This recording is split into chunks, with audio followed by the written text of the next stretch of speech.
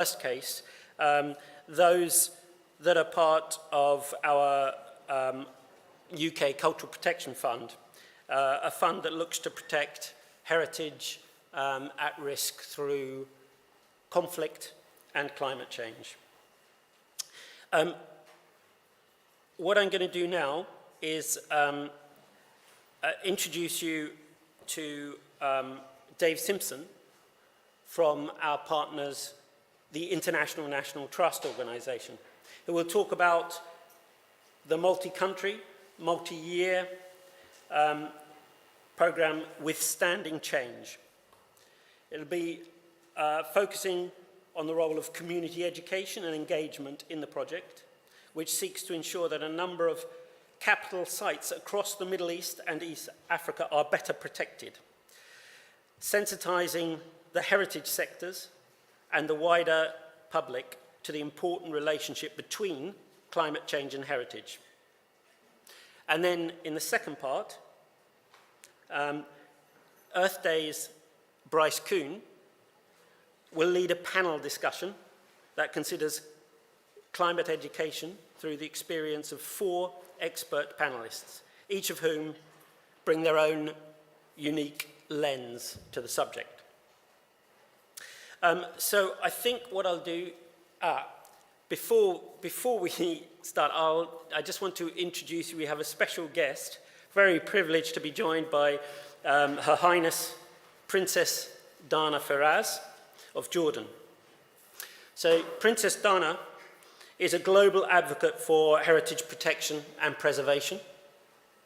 She was designated a UNESCO Goodwill Ambassador in June 2017 in recognition of her commitment to heritage protection and preservation as pillars for sustainable development and her contribution to responsible tourism and community participation. In September 2023, she was elected as Vice President of the International Council on Monuments and Sites, ICOMOS. She serves as President of ICOMOS Jordan, which she established in 2019. She is the President of Petra National Trust, an organization that we've been privileged to work with on a number of occasions, and it is Jordan's oldest national non-governmental organization for heritage protection and preservation, and a key partner in the project you're about to hear about, Withstanding Change. So, Your Royal Highness, thanks for joining us, and can I just invite you to say a few words?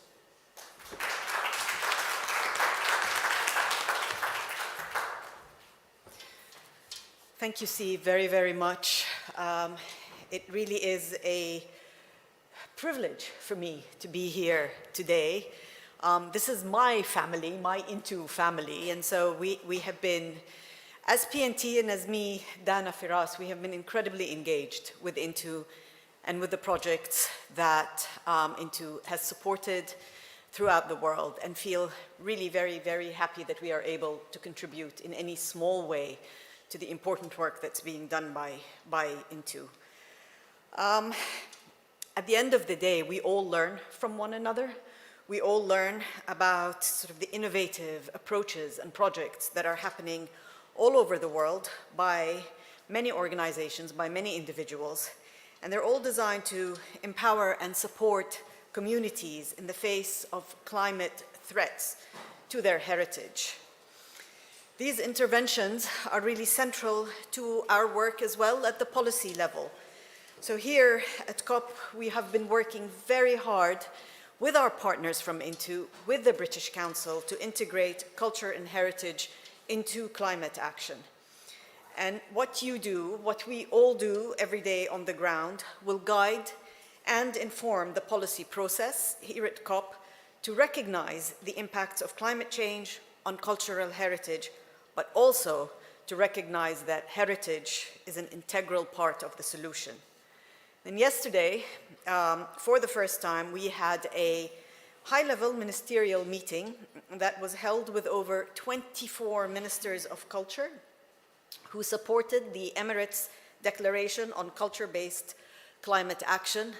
This is the fruit of years of effort and dedication by civil society organizations, by activists, by cultural leaders throughout the world, many of whom are part of the INTO family as well. So as co-chairs, UAE and Brazil launched a group of friends to sustain the political momentum and to work in a coordinated and formal way to mainstream culture and heritage in the climate agenda. I can't tell you what a proud moment this is for all of us. We honestly feel that it is such a breakthrough and such an important milestone, and we really hope that we can all work together and work with all of you to keep this momentum going and to really inform the process with your experience and your wisdom. And as we move forward in the next couple of years, the knowledge that is accumulated through the projects that we will hear about today and many, many other projects will honestly really be instrumental to inform the policy with wisdom gained, lessons learned, and they will become the building blocks to deepen the understanding of the nexus between cultural heritage and climate and valorize the voices of cultural actors in the climate agenda. I know Zena will speak at length about this, but at the Petra National Trust, we consider education one of the most effective tools for the protection and preservation of our cultural heritage and for providing solutions to climate change, to mitigation and adaptation. And we have built a cultural education program for children from ages 7 to 18, which I know Zena will speak about. But we have tried to integrate a modern educational pedagogy with a values-based approach that introduces program participants to their heritage, emphasizing identity, civic engagement, and leadership. And the program honors community knowledge and wisdom in its approach and presents the threats to heritage that we face today, including climate change, and works with children and youth to bring together a collected effort to provide ideas, innovations, creativity to find solutions to climate change. Cultural education is an investment in heritage. Ultimately, people are custodians of heritage, keepers of memory, holders of knowledge, and they are the practitioners, those who practice the skills and traditions and ways of life that often remain conscious of and respect planetary boundaries. By honoring that knowledge, formalizing its importance through curricula, through classrooms, we hope to strengthen an ethic of heritage protection and promote the value of heritage as an integral part of our efforts to achieve transformative and meaningful action and realize a just, equitable, inclusive, and diverse climate-resilient future. I want to also end by saying a big thank you to the British Council and the Cultural Protection Fund for their support and for their commitment to this, and we really do hope that we can work together more deeply in the future on this issue. Thank you all very much.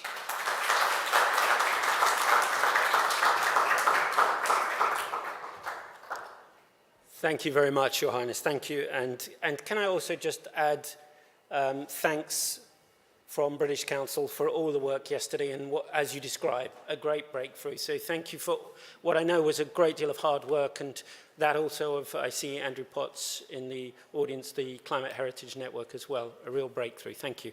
I'm going to hand over now to Dave Simpson, who is the Programme Manager for Climate Change and International Heritage Resilience for the International National Trust. Steve, and thanks also to Her Royal Highness Princess Diana Firas for her kind words as well. We're going to start the session, the first half proper, if you like, of the session by looking a bit at the Withstanding Change programme that's funded by the British Council's Cultural Protection Fund.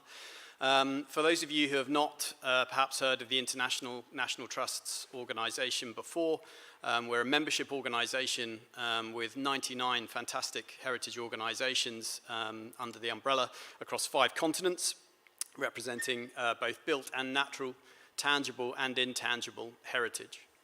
At the heart of everything we do is exchanging expertise, promoting best practice, sharing resources to increase global capacity for heritage protection. And we look to lend our voice to key discussions within the sector.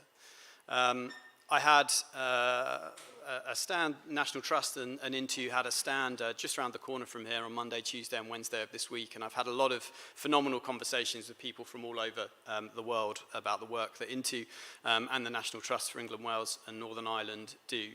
And it was very clear to me that engagement of young people and education of people of all ages has a very strong place in conversations around heritage.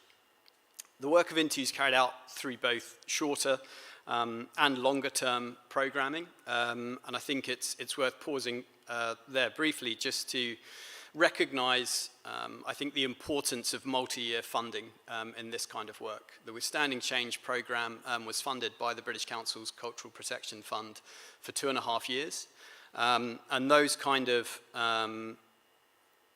funding horizons are really incredibly important. We obviously need rapid action around climate change, but when it comes to things like education, there's no quick fix. And giving organisations such as Into that breathing space to be able to plan and properly implement these kind of programmes is incredibly important. The programme itself is working across capital sites throughout the Middle East and Africa, as well as through a twinning arrangement with National Trust of England, Wales and Northern Ireland sites across England, Wales, Northern Ireland. Also, though, there's an incredibly important programme of community engagement around climate change and heritage that surrounds that, as well as in each case an exhibition that we're looking to put together that highlights the relationship between those two things. There are a lot of challenges in some of the contexts in which we work, governance, global inflation, in some cases conflict, but I think what's been notable from an early point in this project is the extent to which common ground can and is being identified between heritage organisations who are working across seemingly quite disparate contexts. Climate change is a fundamentally trans-boundary issue, and we're delighted to be working with donors such as the British Council who share a belief in the vital role that international collaboration has to play. We'll be hearing more on this from the National Trust of England, Wales and Northern Ireland later, but I'd now like to share with you a video released just this week that I hope illustrates neatly the strengths that can be found in sharing solutions.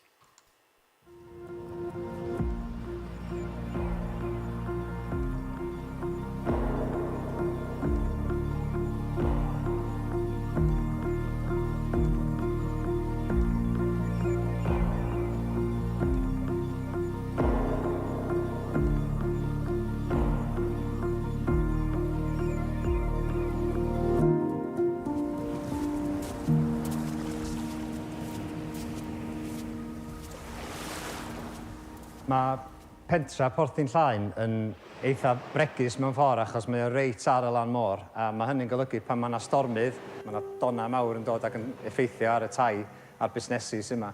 A mae hynny'n mynd i gynyddu dros amser, mae yna fwy a fwy o stormydd yn dod, mae ffynigrwydd nhw'n codi hefyd. Da ni wedi bod yn gwneud dipyn o waith yma i gynyddu gwydnwch y lle i baratoi ar gyfer y newid yma sy'n dod.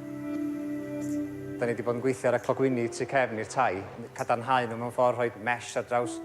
Da ni wedi codi'r waliau yn uwch hefyd. Da ni hefyd yn rhoi llifddorau fyny pan mae yna lanw uchel, pan mae yna donna tu ôl i hyn, mae o'n gallu bod reit ffrwnt yma.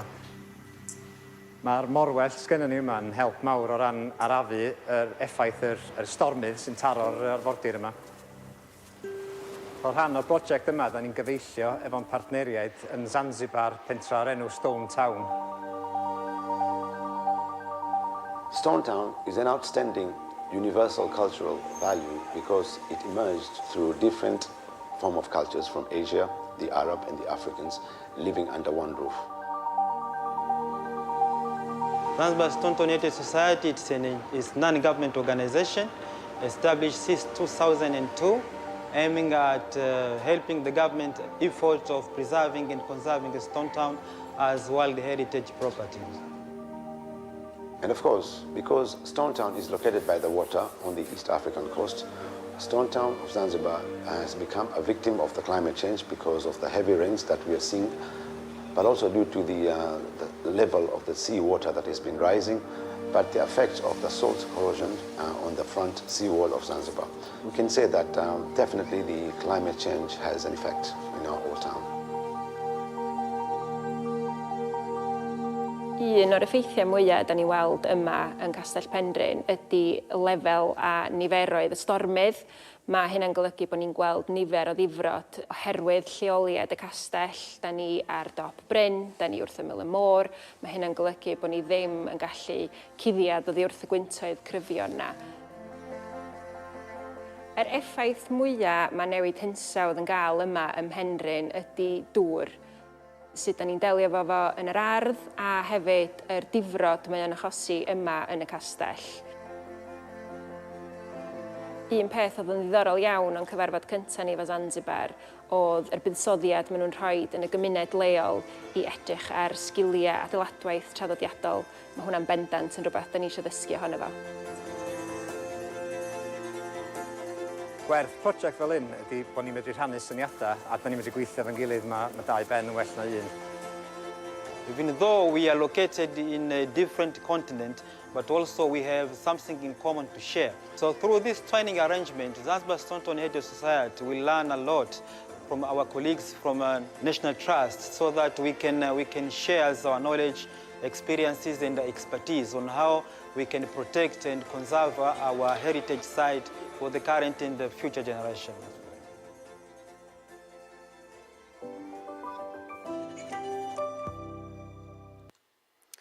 I'm pleased to be able to introduce Dr. Mariam Ismail, Chair of the Zanzibar Stone Town Heritage Society, featured in the video just shown. As a Doctor of Education who specialises in the teaching of teachers, Dr. Mariam is well placed to tell us more about related initiatives on the island of Zanzibar. Thank you very much. Good morning, everyone. I would like to start my presentation with just looking at these two buildings. You will see some view over there, and then that this is like, I don't want to give a history, but this house has got a very beautiful history. You can find it online, but initially it started as a family house, but then it started to be used as a custom house, and that's why it is being called as custom house. It was built by the first Sultan for her daughter when she was married, and then it was given to her, and then later on we started using it as Zanzibar Stone Town Heritage Society, and we are the custodian of this building. I just want to share our story through this withstanding project. When we got this project, we really thought like education is the most important catalyst for climate change. And through the activities which we have done, this can, you can see how, or you can prove. It doesn't matter whether education is formal, under formal spaces, or under informal spaces, still people can learn. So, for example, if you look at these photos I have shared, we started introducing some talks about climate change to students, primary and secondary schools, but also with the community. And we have introduced school visits. We used to work with the government, Department of Museum, but also with the Stone Town Authority, and started sharing some stories about how do we have to preserve our history. And so through different activities, actually, we did Stone Town Walk, we did craft and games, but we also started piloting, through school clubs. We piloted like 3 schools. 2 were private school and 1 was a government school. And for example, in a government school, we involved about 80 students and their teachers. And through those clubs, we managed also to create this placard for them, and they learn a lot of things about climate change, and they managed to talk about a lot of things. But also, apart from the school clubs and other activities that have supported the students to be able to engage we did a capacity building programs and training. Initially, we planned, because we were the beneficiary of the project, initially we wanted to kind of renovate our building. But unfortunately, due to different issues, we then decided to relocate to another building.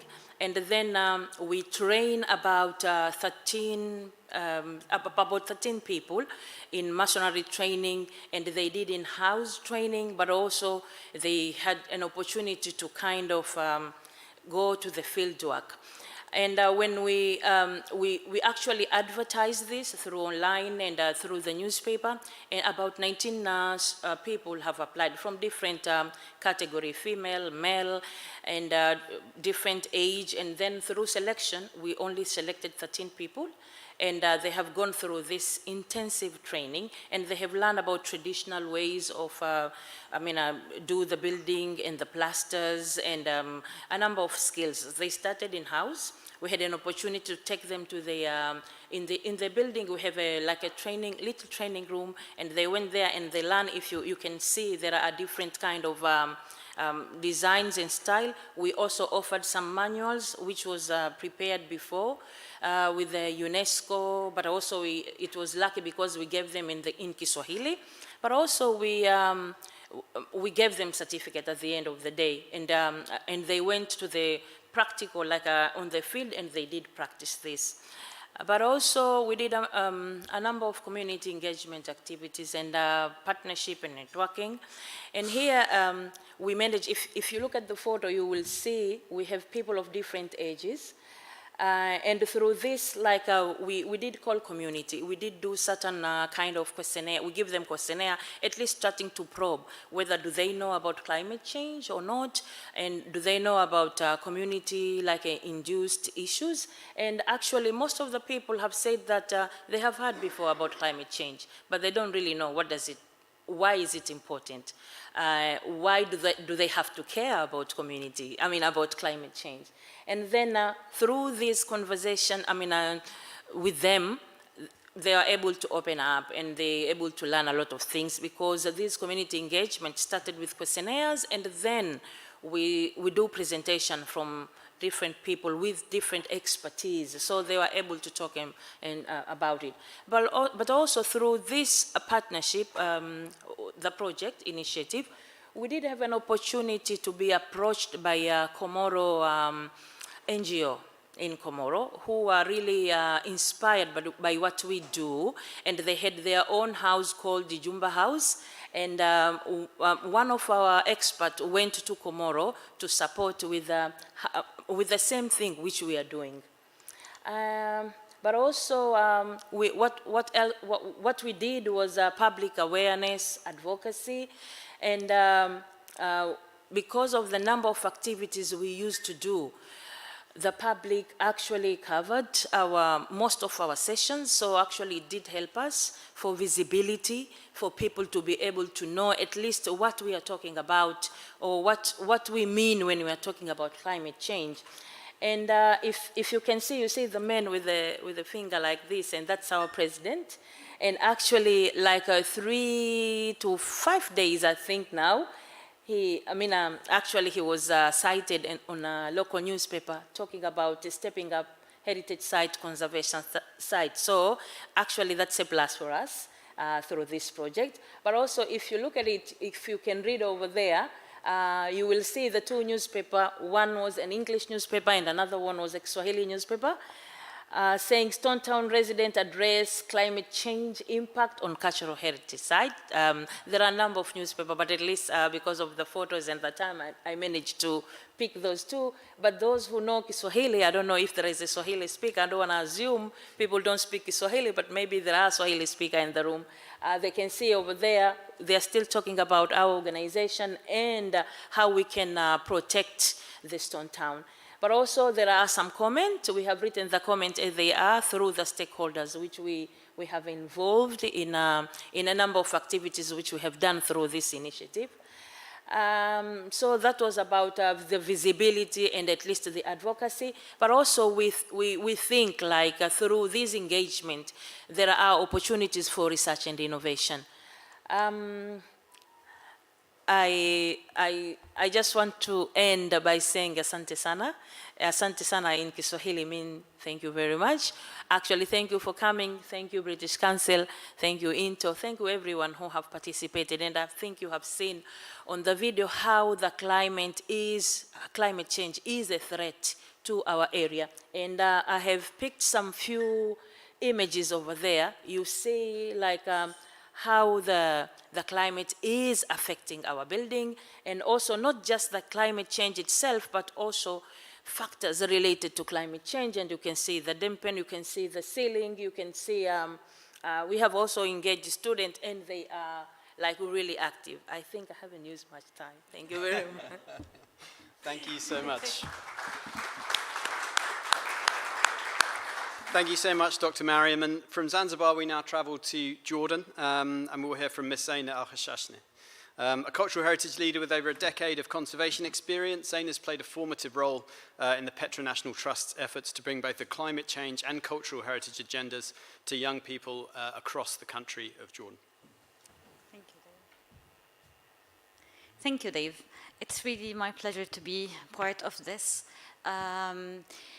We at Petra National Trust are really thrilled to be part of this international project that intersects different countries under something that we all believe in, which is cultural heritage and how to protect it against climate change.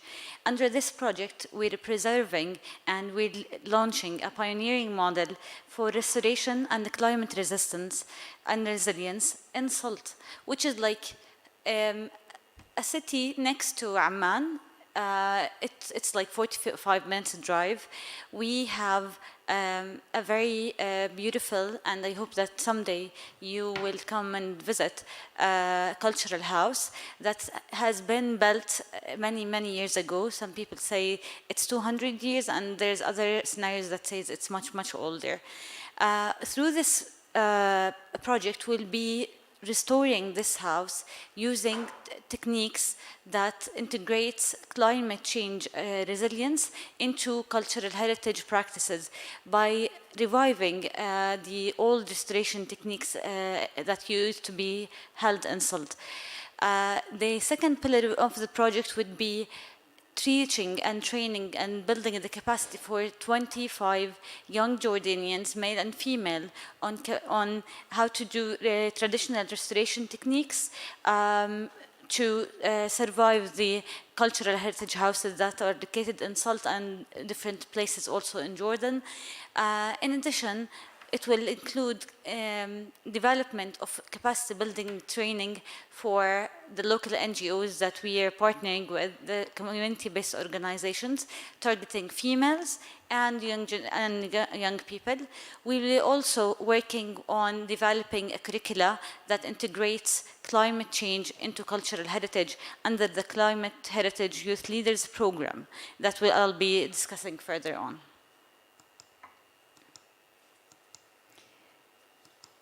As you can see in the slide, there is the house that we have under this project in Salt.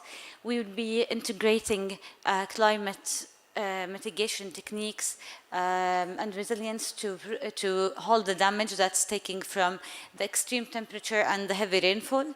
What we did as a baseline to intervene under this project is create a baseline report, a study on the house to measure the impact of climate change on it. In Jordan, and I think also in the Middle East, we don't have enough data that highlights and document the damages that resulted from the climate change on different archaeological sites and cultural heritage sites. So as the baseline, we started to have this report that really highlights where is the damage is happening and the majority of it. And then through this project, we visited the UK and learned from their experience on how to protect and safeguard the cultural heritage that in different locations. And then we will be moving on the restoration process very, very soon. That will be integrating the capacity, the young people who got their capacity building training into the restoration methodology and techniques. As we started our cultural education programs in 2010, we have a very very rich and engaging program for young generations. We started from 7 years till 18. Now we're launching a model for integrating cultural heritage into young leaders to create and to prepare a future that include future leaders to cultural heritage. Under this project, we will include and will highlight different topics. First of all, we will be highlighting what and identifying what is cultural heritage for young generations. So we'll start by distinguishing between the tangible and intangible cultural heritage, and then we will be moving to essential World Heritage Conventions agreements, and then we will also be tackling Jordan's natural heritage in terms of like types of ecosystem, healthy habitats that we have in Jordan. And we will be targeting also the ecosystem services, which we mean that the food, drinks, medicines, and home farming and planning for culture-based climate interventions in different locations as well.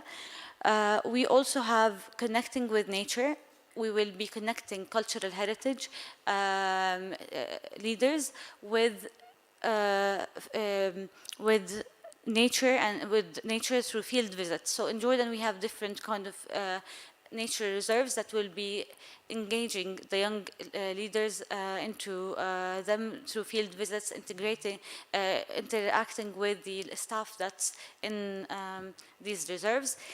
And we will be identifying global warming against climate change, and we will be simplifying these terminologies for the young people in terms of, we don't want to create like a science curricula for them. It will be an extracurricular activity for different schools. And we will be also tackling the impact of climate change on cultural heritage, how our ancestors helped us to preserve our cultural heritage, their future roles, and initiation for taking action and become youth leaders as well. In this program, we'll be including 50 young people from SALT between the age of 16 and 18. And our implementation model will be launching a training of trainers program that will be working on building the capacity of SALT teachers to replicate and sustain the program outcomes. In our TOT program, we work very strongly on the skills. We take the teacher out of their comfort zone, place them in to become in a student role, and by that they become very interactive, very engaged with the different sessions and topics that we're highlighting. And the implementation model that will take place, that we will develop under this program, it will include intensive, extensive summer-winter camps and twinning model that will be taking online with the Mount Stewart site in the UK. We will have the intensive model that can last from 4 to 5 weeks, which is like 1 workshop per day, or we can include the extensive, which is a school-tailored program for 1 hour per session. And thank you.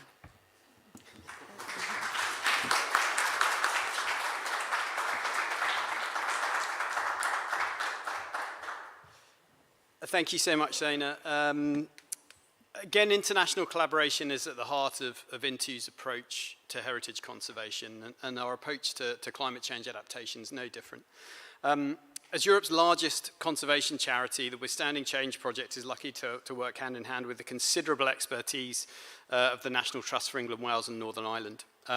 Joining us via pre-recorded virtual presentation to talk through the integral role played by the twinning of British heritage sites with international partners facing similar challenges is the Trust's Dr. Catherine Shingler.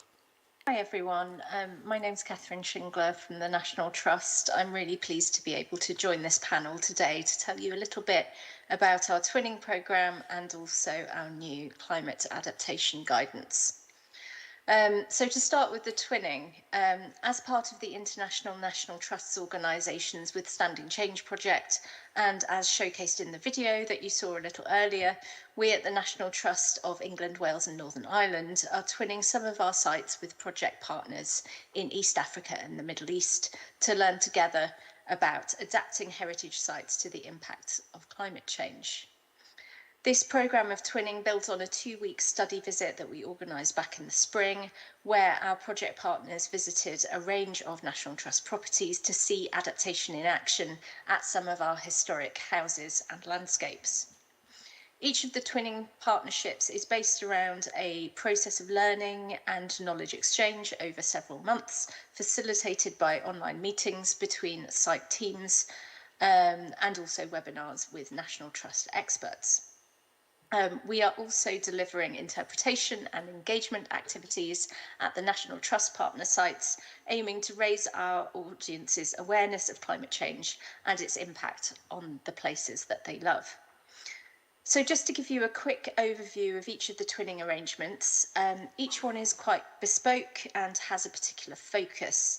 You've already heard about the partnerships involving Zanzibar Stonetown Heritage Society, which of course is focusing on coastal climate adaptation and on heritage building skills.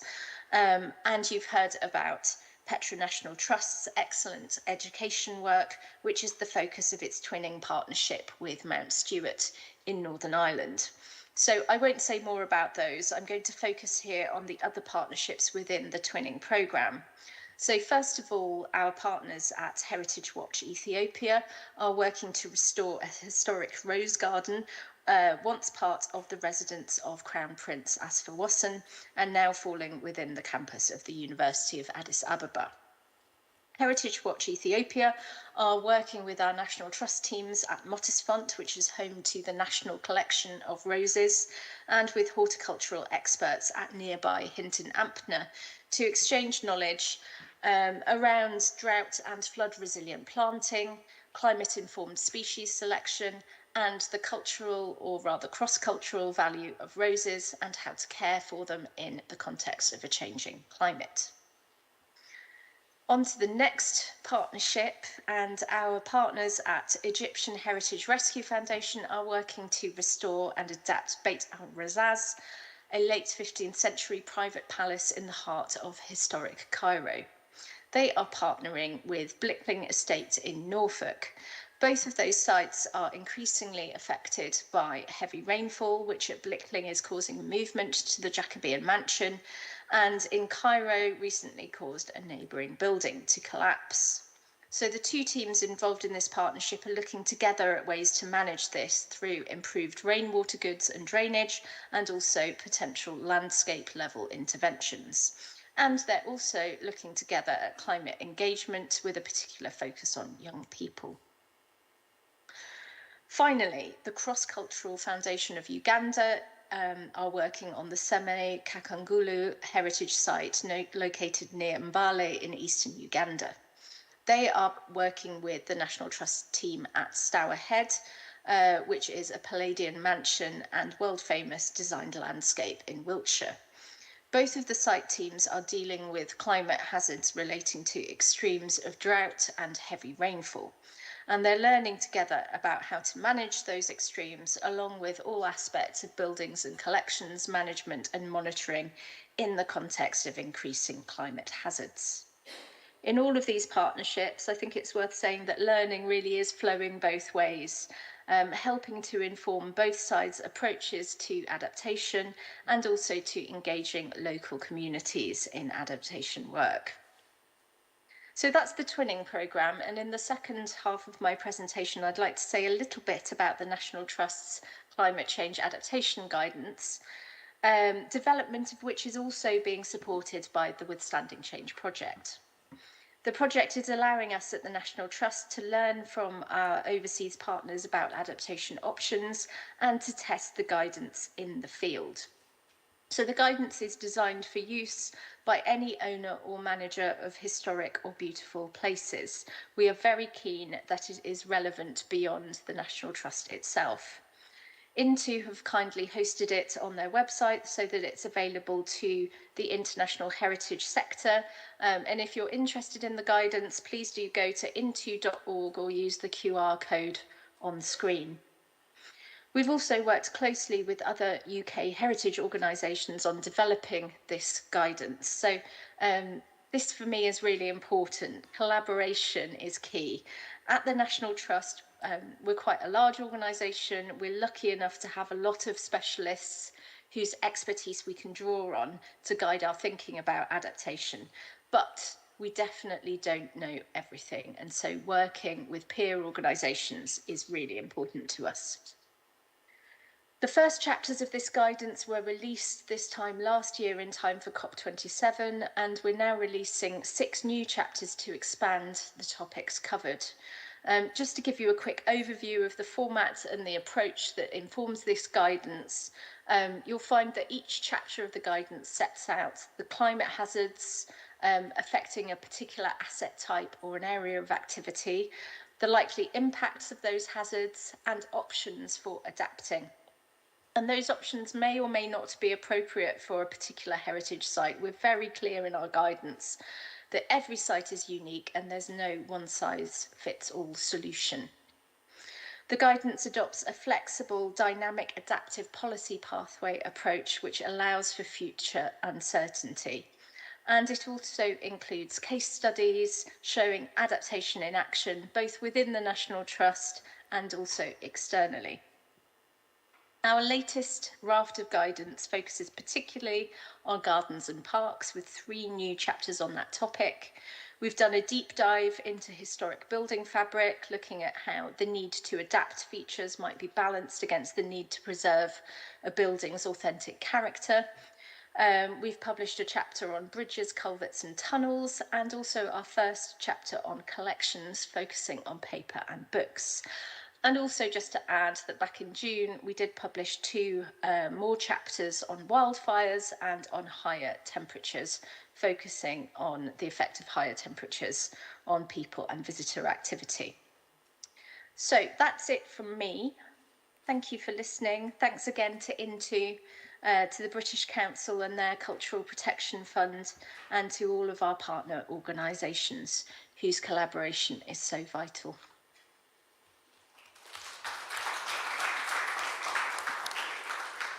Fantastic, and look, I'll keep the thanks going. Many thanks to all of you for being here today, to the British Council, and once again to Her Royal Highness Princess Diana Firas, and most of all to our fantastic members, and particularly the partners of the Withstanding Change project in the context of this presentation, 2 of whom are here today, and others of whom are no doubt joining us online. It's an absolute privilege to represent them and Into, and my slight conceit as a programme manager to be the one sat up here when they're the ones that are doing all the real and difficult work. Thank you. And thank you, Dave, and thank you to the panel. And just aware of time, I wonder if you wouldn't mind giving them a round of applause, and at the same time, perhaps Dave and Miriam and Zainab, if you wouldn't mind leaving the stage, and then we can move to our second panel. So thank you very much for an excellent presentation. Actually, what I'll now do is just speak over our wonderful panel for the next section getting into place, just with a couple of reflections on that. And I think one that stuck out across so much important work presented was the importance when addressing climate change and through that heritage work of exchanging expertise, and not just exchanging it, but honouring it, and respecting different sorts of expertise. There were in the work that Into do, so many wonderful collaborations and great examples of that, whether sort of Zanzibar and Wales, Penrhyn Castle and Stonetown. With Dr. Miriam's presentation, I thought it was a great example of how a heritage program site, heritage clubs are also an education space and a space for formal and non-formal education. And again, so much in Zainab's presentation of the work in Al Salt, but the importance really came through of building in climate resilience. And in that was sort of wonderfully highlighting the importance of recognizing traditional knowledge and techniques when addressing current understanding of global challenges, as well as doing that in an incredibly engaging way, and again, highlighting the importance of education. And then finally, with all this, the twinning program, you know, I've had the privilege of seeing some of those amazing collaborations that are put together with such imagination and ambition by into. And a number highlighted, one that really, and forgive me, Dave, I know I've said this a number of times, but stuck in my mind was an early version of that, again with the Cross-Cultural Foundation of Uganda, but at that time working with Fountains Abbey in Yorkshire. And part of that was a real demonstration of that exchange of knowledge. It delighted me so much also because there happened to be a special advisor to our Foreign Secretary watching it, and he wasn't predisposed to being interested in either heritage or anything cultural, but he was really engaged with that and wrote a whole piece. Delighted me because he wrote up Fountains Abbey as Downton Abbey. And Downton Abbey is an entirely fictitious place that only appears on television. But anyway, enough from me. I need to hand over to this wonderful panel, and in particular to Bryce Kuhn, who's put this together and is the Director of Education for Earth Day and an advocate for global climate education. I was impressed to see that Earth Day has been going since 1970, I think, with now 150 partners in 192 countries. So, Bryce, is that okay if I give it over to you as an introduction? Yeah, that's great. Yeah, thank you so much for that introduction. We have an amazing panel here, and we do have a slight change. Ishmael was not able to make it, but luckily we have the amazing Cinderella Lovu, who's going to be joining us, and I believe, Omnia as well. So that would be the only change. So I want to just get right into it. We have an amazing panel to discuss the importance of climate education and some very important subtopics of climate education. So this discussion is going to be centered around the themes of the power of youth and leadership, the power of climate education to foster innovation, and the last portion of this, we're going to be looking at the future of climate education. So we're going to be thinking about how we can finance and support climate education. So that three sections as we go through, maybe kind of shorter answers because of the time here, and hopefully we can hear from everyone on all topics. So Nicola, I'd like to start with you. In researching climate educations, I think sometimes we forget to think about the why for students, why they should care about this. So I know you've done some research, and I'm very interested in it, about the value of sustainability and climate change.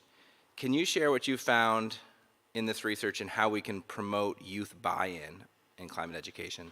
Yeah, thank you. Thank you, everybody, for having me here today. So I've been undertaking research in children and young people's understandings of climate change and sustainability for almost 20 years now, and kind of almost every time I go back and work with children and young people, it's really clear that they tend to understand the environmental impacts, they understand the importance of climate change and how it's going to change the environment, but they really struggle to understand the socio-economic dimensions.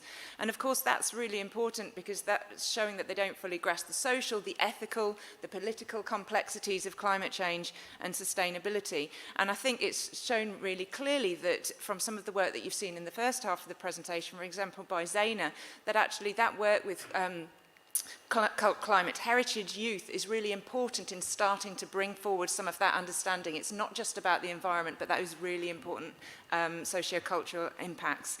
More recently, we've done quite a lot of work with young people trying to get their sort of initial responses to climate change and whether that's considered in schools. They think it's not talked about in schools enough.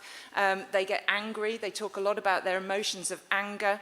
They talk about the fact that some quotes like this is the biggest problem affecting our future, and yet people aren't doing anything. They feel frustrated that that teachers aren't prepared fully to support them in schools, and so they turn to things like social media, trying any other avenue to find information. So that young people have told us for a long time this is something they care about. They don't feel prepared.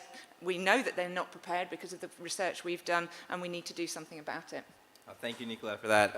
I really like the holistic approach that you're presenting for climate education and this idea of youth believing that we're not doing enough. And I think that segues into, Omnia, if you could tell us a little bit about what youth are doing to shape and advance climate action in schools in Egypt. Yeah, first of all, can you hear me? Yeah, okay. Thank you so much for having me. And climate education is really an issue I'm very passionate about, and I've been so inspired and lucky to see how my country mobilized once we were selected to host COP, particularly on climate education, to empower young people, because in Egypt we truly believe in the importance of building the capacity of children, adolescents, and youth. So there are a few examples I can quickly share. The first one was actually a COP simulation that was organized by Save the Children together with the Ministry of Youth. It was the first time that we have a simulation dedicated for children and adolescents between the age of 10 up to 16. And it was attended by over 100 young people who designed their own policy demands, as well as organized a COP simulation session where they presented their demands that was very well articulated both in Arabic and English, and it was so inspiring to see that, and it took place less than 1 month before COP27. And then at a larger scale, the British University in Cairo also organized the first ever COP simulation that mobilized hundreds of students, not just from Egypt, but from the MENA region, as well as globally, and from Africa, to really simulate and show how COP can be a way to build capacity to understand the very technical processes that is necessary for climate change, and really build their capacity outside of the schools, outside of the curricular level, to participate in an interactive simulation. It was not just only for 1 day, it was actually at least 3 months of preparations of online capacity building sessions that then brought in the students into Egypt before COP, and they were able to simulate countries. An amazing student was the COP president, and they took on these diverse roles. And then we had the support of Dr. Mahmoud Mohiddin, the UN high-level champion, and many of the Egyptian negotiators were part of that. And that was inspiring to see, because for the first time ever this year, in the Egyptian delegation, there are young climate negotiators who are also students and who are really passionate around following on the negotiations, but also negotiating on behalf of Egypt, which really brings into perspective the role that climate education can play. The last example that I want to share, and it's not just an example that takes place in Egypt, even though we were the first ever student organization in the MENA region to do that, which is the Conference of Youth. So this is a conference that is organized by young people in the lead up to COP, but not just before COP, but throughout the year. And it has taken place this year in over 100 countries, and it is independently led by young students, where they come together for 3 days to consult, to discuss all the different thematic areas related to COP, whether it's adaptation, mitigation, health, human rights, food and agriculture, energy, and transport, and so on. And in Egypt, before COP, we did the local COI, which is the local conference of youth, and it took place across all the different governorates in Egypt, across 5 different cities, so that we make sure that young people who don't have that access to education or to that climate awareness are there, and we go to them instead of having one local conference in Cairo, which we did the year before, and that was the first one. And this year we also did the same, but it was also inspiring because students around the world did the local COIs, and they came together right before COP28 in the conference of Youth, COI 18, that had over 1,000 students come in to discuss their own policy demands and what they would like to present. And then here at COP, every day there was a thematic youth forum where young leaders, together with the negotiators and the ministers and the chair of the country groups, came together on a specific topic according to the thematic day and discussed the policy demands that came out of the Conference of Youth, a global one, that had inputs from over 750,000 young people in over 80 countries. Thank you for that, Omnia. I think I really enjoyed thinking about the advocacy and capacity building in that, this idea of climate education being across subjects, and one of the important parts of that is teaching young people the avenues for advocacy. Rachel, when I was looking at your experiences, I noticed that there was a variety of roles that you've had in a variety of sectors that you've been in. But one of the through lines throughout your career has been leadership. So I'm curious if, just kind of generally, if you could tell us what experiences you have and what knowledge of leadership that you would share with young climate activists today. Thanks. So I was a youth delegate to the first regional conference in preparation of the Earth Summit way back when, so you can see how old I am. And so I have a history in youth activism, youth politics in the 80s in Europe, and then through my career I've been interested in how you support young people to be advocates, as was just very eloquently described.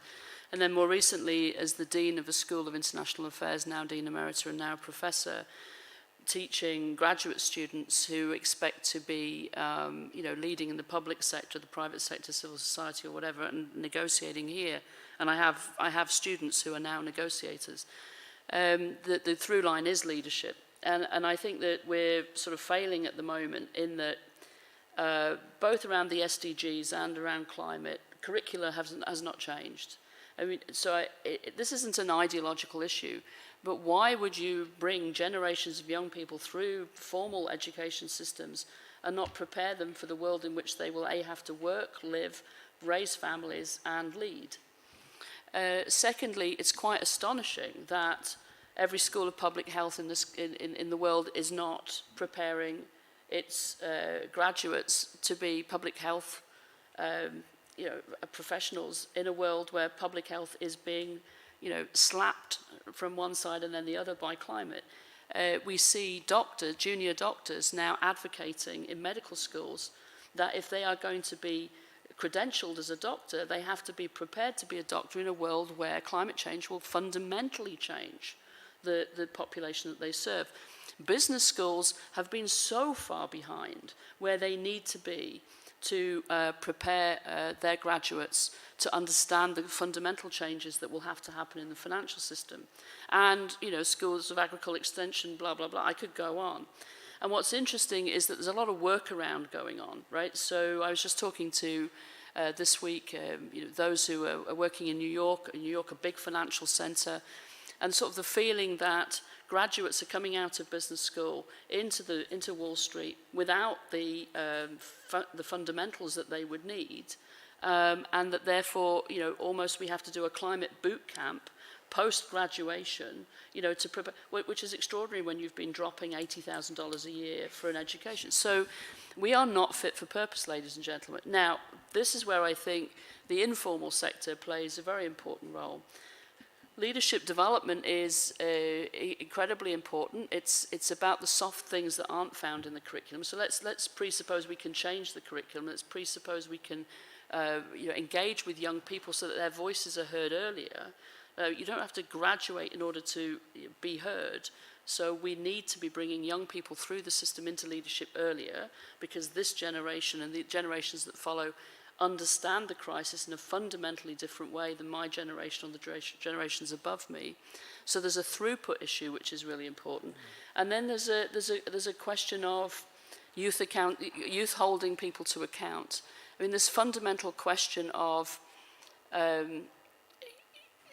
the relationship between government and people, the relationship between those in power and not, which is all we're doing here at COP28 by not being honest about what the problem is governments are sort of trolling their own people, right? We all know what the problem is. We all know what has to change. How to change it is hard. how to change it means going up against vested interests.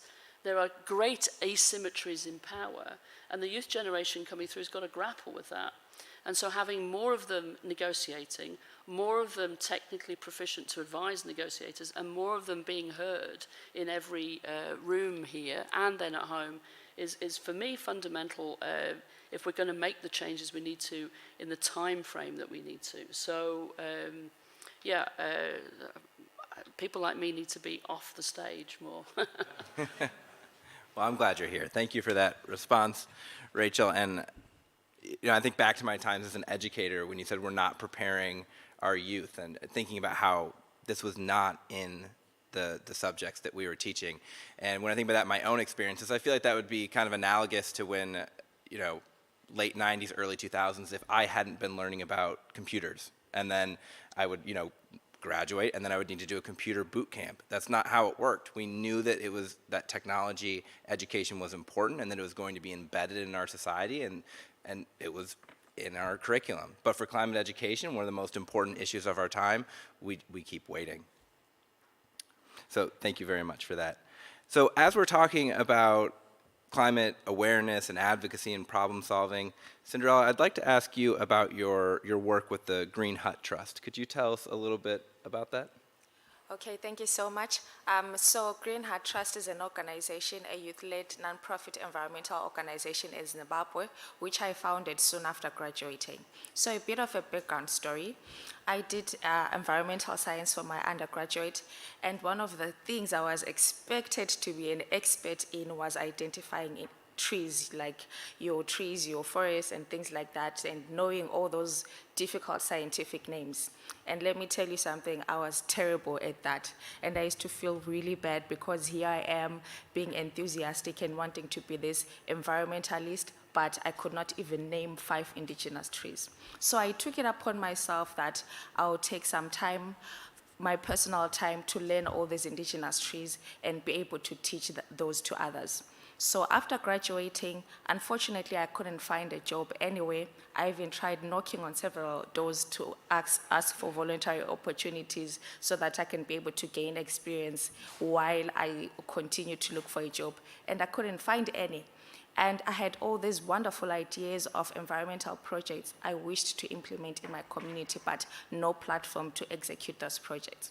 So one day I decided to open a Twitter account, and I named it Green Hut Trust, which is the organization that is present today.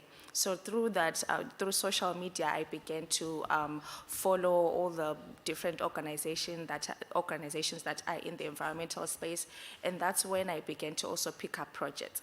So throughout 2019, 2020, I really wanted to make sure that this is what I want to do instead of something that I would use to pass time.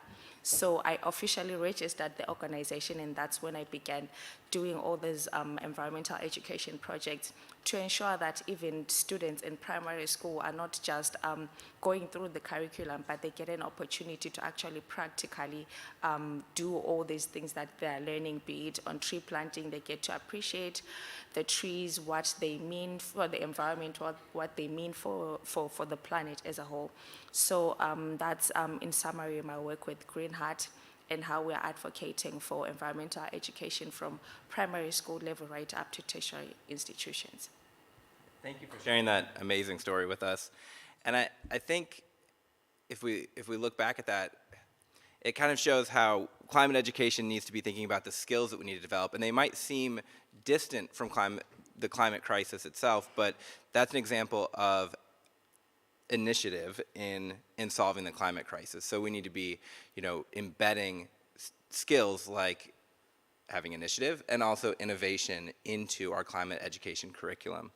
And that will bring us to our next section where I want to talk about what innovation might look like in climate education. And I think I'll ask the first question to Omnia.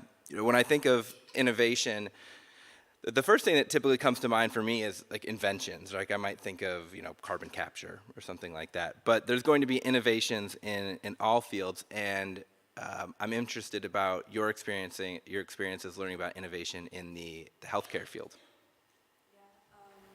First of all, I also wanted to refer to what Dr. Rachel said, because around the movement, around the education in the medical field, because together I was working with my organization of medical students in my past medical student life, and we did the first ever global survey across 112 countries, where we asked 2,817 schools whether climate change was mentioned in the curriculum or not, and we discovered that less than 15% of them had a mention of climate change, which meant that 85% of the future health workforce are not prepared to anticipate, nor respond, nor treat the climate-related health impacts that we are seeing, as we are the frontline responders to such impacts.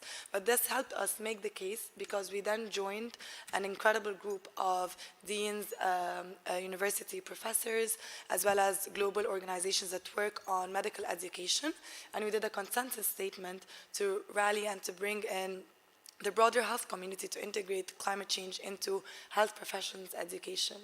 But when it comes to your question around innovation, one of the things that we wanted to focus on is, because it is very difficult, even in schools and in universities, to integrate new components into education. This is something we have to recognize. It is difficult to shift the traditional ways of teaching and to bring in new materials, especially when it comes to a curriculum that are very intense, even at the university level or at the school level.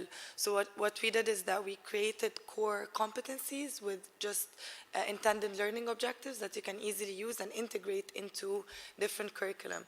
But education is not just within schools or within universities. It can also go beyond. It can be extracurricular. And this is what many young people are doing in terms of creating interactive materials or interactive modules that students can do outside of their normal times. But in some situations, they can be credited and they can be used towards their grades or towards what they can do. And this is, for example, what we did in Egypt. There's a countdown, there's a report that is being launched every year called the Lancet Countdown Report on Climate and Health. And we worked with a university in Egypt, New Giza University, where we did the launch of this report in Egypt. And then the university dean there ask the students to come and attend, but it would also be considered as part of like an extra credit that would be given to them. And we were expecting that the first time that we did it, which was 2 years ago, we expected that only 100 students would come, but we actually had over 1,000. And because they were so motivated to attend, not just because it's climate change, but obviously it was an extra credit, and it was an online webinar for 4 hours, and they stayed until the very end. And I had a lot of questions to ask, and we had experts coming from the university, from UCL in the UK, but also policy actors from the World Health Organization at the EMRO level, at the EMR level, at the Eastern Mediterranean level, but also in the Cairo office. And I spoke as well in this webinar. And this year was the 3rd edition of it to be done, and we had the same attendance. So having the opportunity, and one thing about this as a good example is that it was also co-led with students in the university. So this is important, that the innovation comes also from the co-design and the co-leadership element, especially when we are working with teachers together with students, when we're working with professors together with students. So they feel a sense of ownership, and they feel more motivated to attend or participate or be part of these modules that are being created. My last thing that I would love to share is something that I'm working on. Now I'm based at Imperial College in London, working on the intersection between mental health and climate change. And we are now working with educators and teachers in different schools in the UK to integrate not just climate change, but to also integrate mental health, because it is important when these students and these children and adolescents and young people, when they are learning about climate change and its detrimental impacts, that we also build their psychological resilience so they are able to cope with the information that they are receiving. They feel a sense of agency, that they are able to respond with the knowledge that we are giving them to the climate crisis. Thank you for that, Omnia, and thank you for bringing attention to not just what climate education looks like specifically in a field. I really enjoyed that, but also highlighting the important issue of the mental health and the climate anxiety that so many young people and older people are experiencing today. Nicola, I want to ask you about teacher education. I think one of the great things about teacher education is, it's a good way to get new learning into schools through new teachers. And then, in my experience, when I was a new teacher, I could bring that in and share it with the the older teachers, and then, you know, pretty soon there's new teachers coming in, and, you know, there's this learning from the colleges that's getting into the schools. So could you tell us what does this innovation look like in teacher education today around climate education? So, yeah, thank you for talking about mental health. I just want to say that this is why it's so important. If we just rely on the science teachers to teach just the science in a very traditional way, that's going to exacerbate the climate anxiety that you've just alluded to, which is why it's so fundamentally important that we not just get teaching about climate change into the curriculum, that we do it in a really a proper way. We've just worked with the British Council, who kind of also recognise the importance in this, to do a research report to try and kind of define what quality climate change education looks like, both within schools, but of course that's really important because that's how we should then prepare our teachers. I'm going to wave it because it was launched yesterday, so it's very hot off the press and it's available online. But in terms of the way that we would prepare our teachers, we should be modelling best practice, and I mean, this is the way that I would prepare teachers and provide teacher education, whatever the subject, but particularly for climate change education. So helping them to tailor the information to their students to make it personally relevant and meaningful. We've already heard actually a couple of really good examples today in Jordan and Zanzibar about organisations, teachers in informal and formal settings, tailoring, making that learning relevant to the children and young people, and that's really important. And we have to support teachers to be able to do that, to make that learning student-centred, to make it active, engaging with real local issues, participatory, and again, it's not just about the science. So we need to engage with teachers of all disciplines. So our research really strongly shows that if you just, as I say, talk about the science, it either creates anxiety or it turns young people off. So we need to be looking at that kind of social, as I referred to earlier, the ethical, political complexities through disciplines. So you might be looking at it through the lens of history or through arts and engaging with it in a very different way. And that means that it's all teachers that need that support to be able to do that, not just teachers of traditionally subjects which might be associated with climate change, such as science. But I think, I mean, the final thing I want to say around this is that the arts is really, really important. We've heard the importance of cultural heritage and learning around that, but the arts as subjects, but also as processes through which other subject teachers can engage children and young people, help them reflect on concerns around climate change, but also then think more proactively about how they can see a more hopeful future, are really important. And some more work that we've done is around arts in nature, is working with younger children in schools, again linking to cultural and natural community assets, to think about sort of more innovative and creative approaches to engaging children and young people with the natural environment, which then of course means that they want to take care of it. Yeah, thank you, and I really look forward to reading that report. You know, in line with this, the importance of, you know, what this looks like in different fields, Cinderella, your degree was in chemical and environmental engineering, right? Okay, so I'm sure that there's some innovation work going on in there. Could you tell us a little bit about your experiences in that education and how that promotes innovation? Okay, so for university programs, is it all students are expected to write a thesis or a dissertation? So I've noticed that within my field, especially with environmental engineering, we write all these theses, but we don't have perhaps the funding to actually scale up some of these wonderful initiatives that stem from those theses. So at the end of the day, you find that the school library is rich with so many of these beautiful ideas that are solving the climate crisis, that are solving different environmental challenges, but they are just gathering dust in the library without the financing to be able to finance the students to be able to do all these projects in their communities. So I also face the challenge, especially with actually conducting that particular research as well. You find that institutions are incapacitated, they don't have enough equipment, they don't have enough resources for students to actually carry out quality research. So at the end of the day, you find that innovation is also a challenge for young people in as much as we would want to do more within the space of research and innovation because of the lack of resources, because of the lack of financing directly to young people that might be interested in championing all these innovations. There is indeed a challenge within that regard. So through my organization, we've also been trying to roll out a smart technology, a smart water solutions technology for rural communities in Zimbabwe. And this particular technology also needs Wi-Fi. But the challenge that we've been facing is we want to roll out this technology in rural areas where there is no Wi-Fi.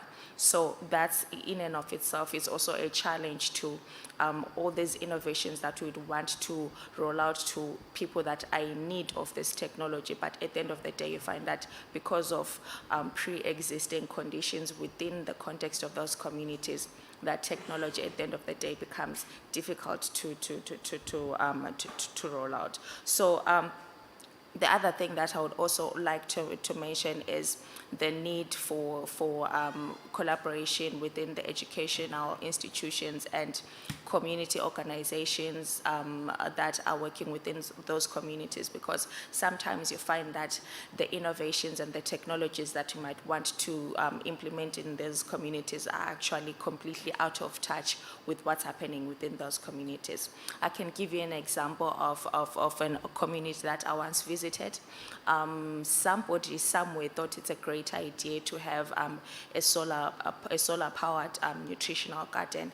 It's fully functional. It has a solar panel. The water is coming out from the tap, which is actually very nice. But the challenge with that community is it has a lot of baboons, and baboons eat everything. And I was wondering to myself, like, this is a fully functional irrigation system. It has solar, the water is available. But if I look around, I can't even see a single vegetable or a single green item inside, because it was a good solution. It was amazing. It was brilliant. But it was completely out of touch with what's happening within that community. If only it was in touch with what was happening in that community, they would have been told that, thank you, but we have a lot of baboons and we are not going to be able to utilize this irrigation system. So this goes to show how there's also need for communication within the different stakeholders to ensure that in as much as we are championing innovation, it's directly addressing the challenges on the ground, and we are also involving communities on the ground instead of communities only being recipients to all these innovations. They also need to be actively involved in solution formulation, which is what my organization is also trying to do in Zimbabwe, to ensure that in as much as we are excited, we're young people, we have these brilliant ideas, the technology, the innovation, we also want to ensure that we are empowering communities to be able to generate these solutions themselves, and we are at the end of the day not necessarily imposing these solutions, these innovations to communities, but we are collectively building the solutions with the communities. Yeah. Thank you for that. I think it's a really good reminder about the value of communication just in general, and also the value of us being here today and at COP, you know, hearing different perspectives and just hearing that reminder, because, you know, you could see how maybe someone developing curriculum in an area where high-speed internet is, you know, sort of taken for granted, might develop some materials and just overlook that. And Cinderella, you stressed that, you know, we need to have innovation or to have climate education, we need to make sure that we have these foundational aspects first. So really appreciate that. Rachel, in your work, you talk about how economies can grow and become greener and meet the needs of the poor at the same time. Can you tell us more about how this is achievable and how innovation may play a role in that? Well, yeah, I mean, I think, so, you know, from the top down and from the bottom up. From the top down, we need $3 trillion a year invested by 2030 in order to meet the SDGs and the climate agenda.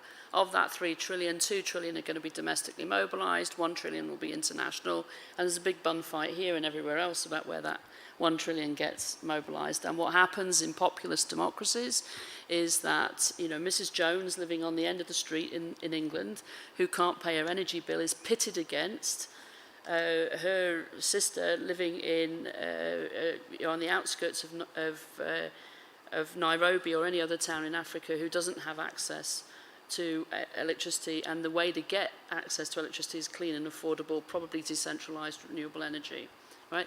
The answer for Mrs. Jones is a heat pump with an upfront government subsidy to help her meet that cost, and then over time she will save in her energy bills, and that will all accrue to the public purse.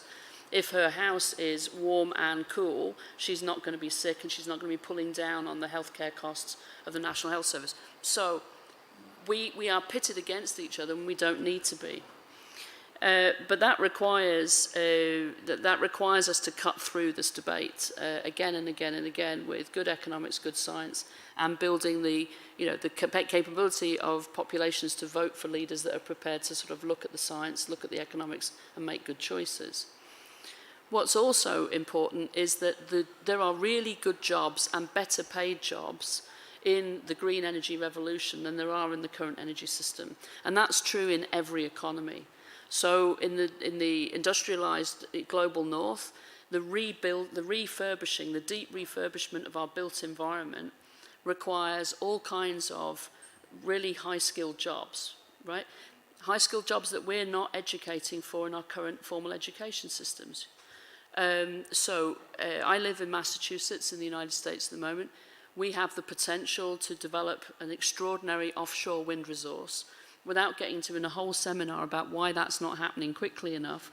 One of the big problems is going to be we're not going to have enough people coming through high schools, technical high schools, into community colleges to get really good, well-paid blue-collar jobs with high skills, to be able to support the offshore wind industry, right? To be able to support all of the refurbishment of the built environment, to install the solar and all of the big box stores that need to be transformed into something else. We don't have the skills to build the smart grids that are needed to be able to bring that offshore wind onto onshore and then to distribute it throughout the country. We don't have the skills in place to be able to deal with the transformation of the way that we will build our agriculture and start to support an agricultural sector where we are paying farmers to conserve carbon in soil as much as to involve themselves in industrial scale agriculture. We don't have those skills. We're not educating that. And then you go to some of the countries in sub-Saharan Africa where I've worked on energy access, and again, getting the skills so that you can have the installation of the solar generators and switch out diesel generators at the scale which is possible. The extraordinary work that you can see in B2 between 10 and 17, if you go and look at what the Selcow Foundation is doing in India with the support of Indian state governments, where they're solar electrifying 45 health clinics a day, allowing you to be able to get access to health services in the middle of the night when the grid goes off. And guess what? That means that if you're a local woman and you want to train as a nurse, right? If you can train as a nurse, you actually then have a health clinic where you can have dignity in being a nurse because the electricity is not going out 27 times a day. So we need to train people. We need, in the process of training people and in the process of the renewable energy revolution, you also give the possibility of people to live and work in their communities rather than having to move to a capital city or moving to the nearest town.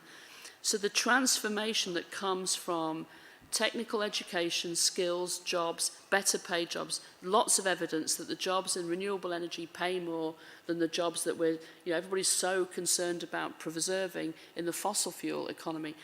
But there's just one final point about that is, yes, people's identity and dignity were correlated to their jobs as coal miners, as steel workers, etc. So we know how to do transitions. We've done transitions when the Iron Curtain came down, working with communities to understand how to help people have dignity by working in the new economy is important. And we have a huge imbalance. The global north is getting older. So we're talking about people in their 40s, 30s and 40s who will have 2 more careers if their life expectancy is into their 70s and 80s and they can't afford to retire at 55 anymore. So you've got a third life, a fourth life. That's one thing. In the global south, the populations are young. We've got extraordinary talent coming up for the first time into the workplace, and they need to be able to be trained to be able to work in this economy as well. So it's kind of a good problem to have rather than an insurmountable, debilitating problem to have. And this is the weekend, right? It's a bit discombobulating because we started on a Thursday. So you've got a US congressional delegation here, hundreds of congressmen here. You've got a big parliamentary delegation from the UK here. These people have to understand that they have to fight for the budgets, for good old-fashioned technical education, because the jobs are there, the jobs are local, and the jobs are better paid. Thank you. Appreciate that. We don't have much time. I was thinking if we could do this very quickly, just maybe in actually 30 seconds each. Just what do we want to see next? If that's in terms of funding or for the future of climate education. So what are you working on next, or what would you like to see next? Just real quick down the line. Omnia, could you start us off with a quick response? Yeah, I want a lot of things, but the most important, one thing I would see, funding going into education, but to do that in a way where education as well as the psychological resilience element is integrated, both for the students and the teachers, and for the funding to be distributed equitably and recognizing not just the integration of curriculum, but also access to electricity for schools and prioritizing that as well. Great, thank you, Omnia.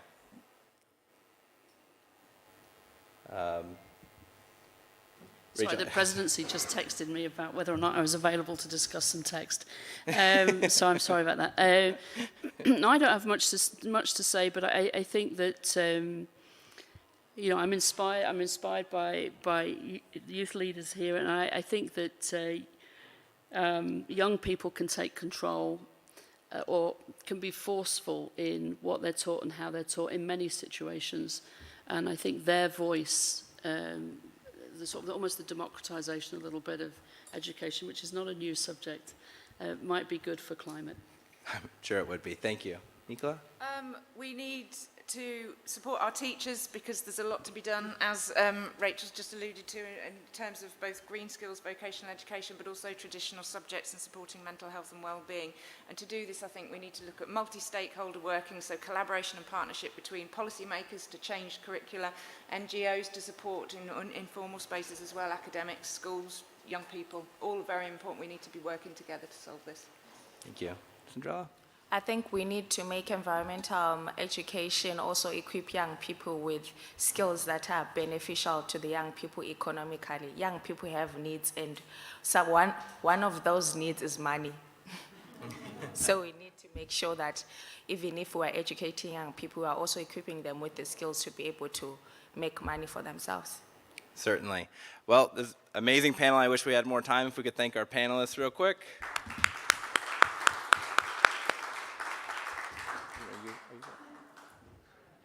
Are you concluding? Yeah, just to conclude, and using my loud voice before I get to the mic. So thank you, Bryce. Thank you, Earth Day, also International National Trust, for putting together such a great session. In that way, I mean, I was aware of some of the work we'd supported, like the youth negotiation program, and also the incredible research that has been done on commissioned on higher education, high quality climate education. It just struck me, you managed the panel so well to get into some of the, not just highlight the challenges, and it is quite a challenge that we're failing so much to meet the expectations of young people, for example, according to, with the research that we heard, and the not being fit for purpose when it comes to preparing leaders. So there's such a challenge for us. But thank you for also looking into some of the potential solutions in such a short period of time. So thank you very much. Thank you all for coming, and I'll draw to a close, and well done for being roughly on time.